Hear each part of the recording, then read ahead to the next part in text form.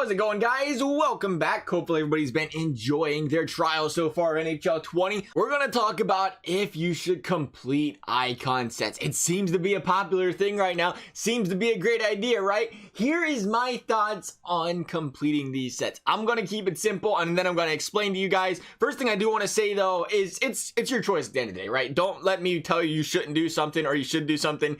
You should make the choice on your own, but that is completely respected by me if you want to make the choice to buy them, if you don't want to make the choice to buy them. But what I do want to do is share my opinion on whether I think it's smart from an investment, from saving coins, from making coins down the road. And if you would like to take that advice, you obviously can, or if you don't want to, that's all good too, right?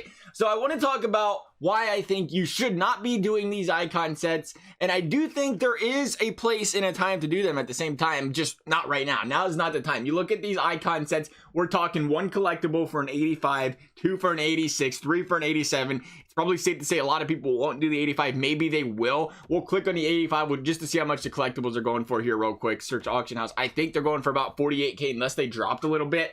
They are about 50K, 49K, yeah, right around that range. We'll see if they drop it all once the game actually drops. It'll be tough to tell. It'll be tough to tell. It'll depend on how people look at icons at the end of the day, if they find them very, very wanted or very, very not wanted. Right now, people love them and people are doing the sets. So we'll see if that changes. But here's my biggest pet peeve right now with icons. Now, Ray Ferrari's an 85, 90 speed, perfect. Eddie Olczyk, though, 86 speed. 85 overall, so you're paying for an 86 speed. Solani's got a 92, pretty sick looking card. Olczyk again 86, Lidstrom 88. We talk about Ferraro again 90, 87 out of Richard, again lower speed, 90 out of Ferraro, 86 out of Curry for an 87 overall. If you get what I'm talking about speed here, I think you're starting to get the point here, right? 87 for Igor over here, again not a fan of the speed. He's an 85 overall though. You do have to remember when you do these sets, you get a 2-pack set, you get one of the two, and it's untradeable. So even you could possibly roll two guys that have an 85 and 86 speed. And the problem with that is this game is all about speed. We know how important speed is in this game. And I think they purposely made some of these cards a lower speed just so they weren't as valuable, kind of like we said with the alumni last year. But the thing is with speed, I talk about how important it is, and we go to just the gold players in general, and we look at their speed. Martin, believe that, Martin Jones. Actually, he does have speed. Let's take a look. 82, not bad. Decent. 86, though, for Ryan Dzingel. Hornquist has an 86. Jones, again, same player. Barkov, 85. 87 out of Severson. Provorov has an 87. 90 for Morgan Riley. Do you see where I'm getting at here? All of these gold cards currently have high speeds, which means by the time you get an upgrade, they're going to be an 85, and they're already going to have a better speed than some of these guys that are legends right now. And again, we talk about how important speed is. It's almost like, again, you look at the alumni from last year, how many people kept the alumni on their team very long, besides guys like Paul Coffey, who had a really good speed, because speed is the name of the game at the end of the day.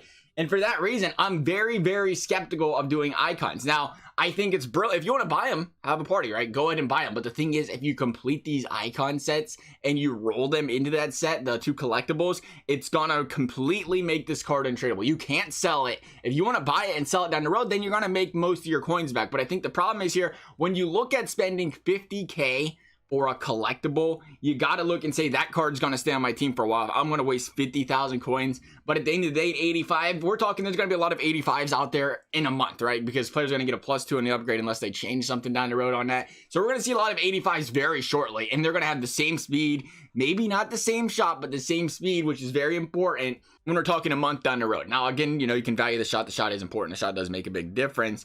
But if we're talking 2 months down the road, we have a lot of cards already with faster speeds than these guys. That becomes a cause of concern for me. And again, we talk about you want an 86, you're paying 100K, 87, 150K, 88 is 200K. Like, it's more than 200K, it's 250K, which at the end of the day, if you buy the collectibles, I think that's crazy. Sorry, I do think that's crazy. But there are a lot of ways to get collectibles that are untradeable. But the reason I say that is why I think it's a good idea down the road, because let's be honest here. This is obviously speculation. There's nothing proven. But what are the odds that EA stops at 90 overall icons, right? They're probably going to release more 91s, 92s, 93s, 94s. And it's like, well, if I would have waited and held my collectibles for a little bit longer, I could have picked up the 91, right? Or I could have picked up an 89 and a 92 or 93 if you want to go down that road. And I obviously at that point in time, you get a 90 overall, a 91, 92. I think it's brilliant to go out there. Why not, right? If it's a bunch of free collectibles, you can get a 91, 92.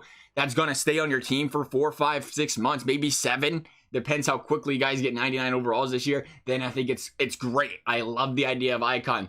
But if you're going to waste icons on 85s, 86s, 87s, and re-roll them and hope you get a guy that's going to have some longevity, that is tough. Because remember, it was last year, day one, it was it Ray Ferraro? Ray Ferraro with the 88, they gave him in the monthlies. Then it was an 89 a month after the 90. Like, just that's the base you can go on here, is think of how long that Ray Ferraro lasted on your team. But then keep in mind that Ray Ferraro did have decent stats last year. These 85s, these 86s, you could get a guy that's slow. And in a game that speed's so important, as we talked about it, you might not be able to use him as much as you'd like because of that.